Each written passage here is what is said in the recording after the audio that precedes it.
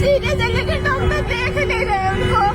वहाँ पे बहुत सारे लोग मरे थे, बहुत सारे लोग मरे थे, लेकिन वहाँ के रेलवे स्टेशन के लोगों ने इतना छुपाया है। कुछ अंदाजा आपने 30 आदमी से ज्यादा हुआ है, 30 आदमी से ज्यादा घायल, 30 आदमी से ज्यादा घायल हुए। हमारे एक देवरानी मर गए, जितने भी सारे पीछे वाले थे सब हमारे नीचे ऊपर आ गए सारे, हम लोग दबे हुए थे। हम घसीटते बाहर निकाले, देखे पूरा सांस थोड़ा थोड़ा चल रहा था, फिर यहाँ ले गए हॉस्पिटल, दम तोड़ दिए। यात्रीगण कृपया ध्यान दें, जिंदगी बहुत सस्ती है, सस्ती ही तो है, तभी तो हमारे देश में ये पता है कि महाकुंभ में कितने यात्रियों ने डुबकी लगाई, क्योंकि वहां पे एक एक सीसीटीवी कैमरा लगाया हुआ है, लेकिन ये पता नहीं है कि वहां पे भगदड़ में कितने लोग मरे थे। दोस्तों, अगर आपको कुछ भी पता नहीं है तो मैं आपको बता दूं कि नई दिल्ली रेलवे स्टेशन पर प्लेटफॉर्म नंबर 16 और 14 पर सीढ़ियों पर भगदड़ हुई और वहां से सरकारी आंकड़ों के हिसाब से 18 से 20 लोगों की मृत्यु हो गई और रेलवे की तरफ से बयान आया कि वहां पे कोई भगदड़ ही नहीं हुई है और ये एक अफवाह फैलाई गई है। बड़ी हैरान की बात तो यह है कि रेलवे मानने को तैयार नहीं है कि वहां पर कोई भगदड़ हुई है और 3 से 4 घंटे बाद रेलवे का बयान आता है कि भगदड़ जैसी स्थिति है।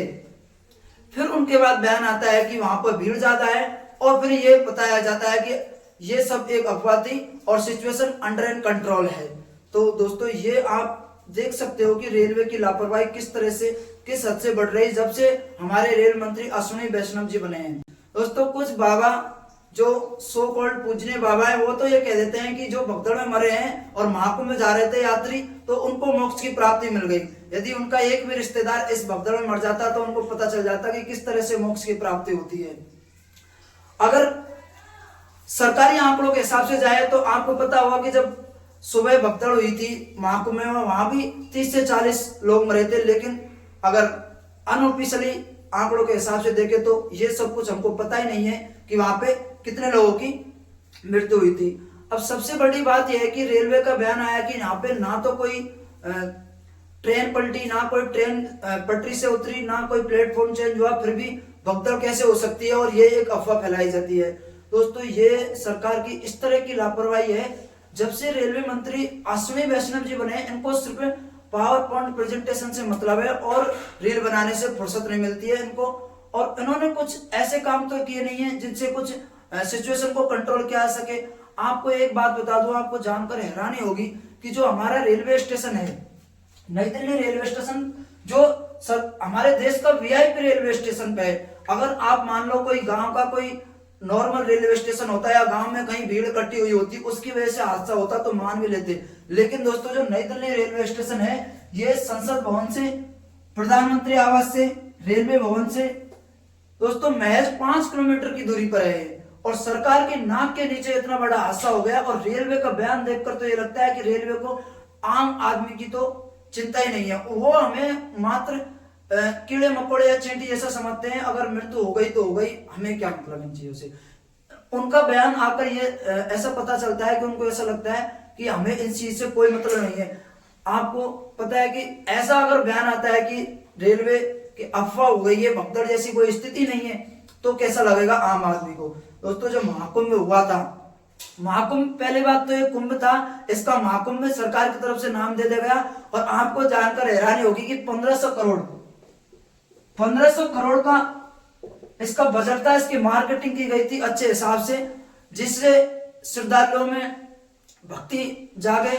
और इस बार तो आपको पता है कि गंगा मैया खुद ही स्टाम्प पेपर लगा के दे रही है कि अगर कोई भक्त उसमें महाकुंभ नहाने आता है तो वो सनातनी है, और अगर कोई महाकुंभ नहाने नहीं गया तो वो सनातनी नहीं है। इस बार तो ऐसा लग रहा है कि गंगा मैया जाके ठप्पा लगा रही है कि ये सनातनी है, ये सनातनी नहीं है।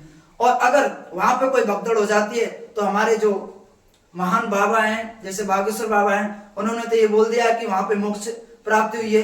मैं ये कहता हूं कि अगर बाबा आप आओ तो मैं आपको इस गंगा मैया में डुबकी लगाने का चांस देता हूं, मैं आपको इसमें धक्का देता हूं, आपको मोक्ष की प्राप्ति हो जाएगी।